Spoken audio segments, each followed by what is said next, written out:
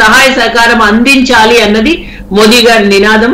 And ఈ కుటుంబంకి ఈ కులాలకి అతీతంగా భారతీయ జనతా పార్టీలో ఆ నాయకత్వ లక్షణం ఉందండి. సో ఎవరు ఏ ఏ డిపార్ట్మెంట్ లో ఉంటారు, ఏ విధంగా ఆ నాయకుడుగా అక్కడ ప్రధానమంత్రి సీట్ లో కూర్చుంటారు అన్నది వాళ్ళ లక్షణాలు బట్టి కష్టపడి, ఇప్పుడు మోదీ గారి చరిత్ర చూస్తే ఒక బాయ్ నుంచి ఇంతవరకు 3 సార్లు గుజరాత్ లో ముఖ్యమంత్రిగా చేసి ఇప్పుడు ప్రధానమంత్రిగా కూడా 3వ సారి రాబోతున్నారండి.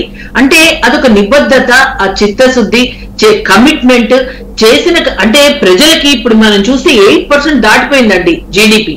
అంటే మన దేశం, నా ప్రజలు అన్న ఒక చిత్తశుద్ధితో, ఒక కాన్సన్ట్రేషన్ తో, ఏకాగ్రతతో ముందుకు వెళ్తున్నారు. కాబట్టి ప్రజలు చాలా సుభిక్షంగా, ఇప్పుడు ఇక్కడ మనం చూస్తే గనక వేరే దేశాల్లో ఉన్నది మన దేశంలో ఎందుకు లేదు, మన దేశం విశ్వగురు కావాలి అంటే ఇంతవరకు 2014 వరకు ఒకటి చూసాం, ఎంతసేపు వాళ్ళకి వీళ్ళకి దాసోహం చేస్తూ భయపడిపోతూ బతికాం.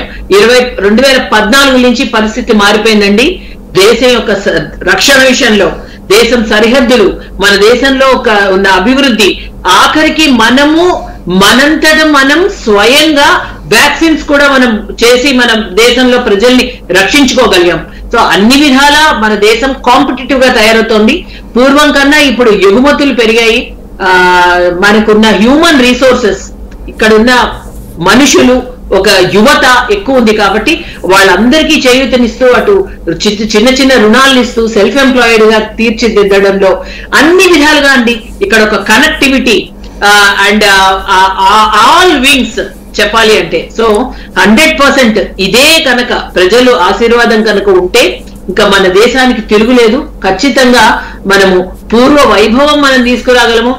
అలాగే రీజనల్ పార్టీస్ అన్నిటితో కూడా, అంటే రాజకీయం అంటే మనం ఎలక్షన్స్ వరకు, కానీ తర్వాత అన్ని రాష్ట్రాలకి కూడా ఒక ప్రభుత్వానికి ఏ విధంగా సహాయ సహకారాలు అందించాలో ఆ విధంగా ఎన్డీఏ ప్రభుత్వం అందిస్తోంది. అక్కడ అలయన్స్ పార్టీ ఉందా ఈ రాష్ట్రంలో, లేకపోతే మా అపోజిషన్ పార్టీ ఉందా అని అనుకోకుండా, ఈ ఎలక్షన్స్ రిజల్ట్ తర్వాత అక్కడితో రాజకీయం ఆపి అప్పుడు అభివృద్ధి పైన దృష్టి పెట్టి, సంక్షేమం పైన దృష్టి పెట్టి కేంద్రీకృతమై ఒక టార్గెట్స్ పెట్టుకుంటామండి మేము. అదే విధంగా ట్రిపుల్ తలాక్ కానీ, సిఏఏ కానీ, ఒక జమ్మూ కాశ్మీర్ 370 అబ్రగేషన్ కానీ, అలా కొన్ని ఉన్నాయి.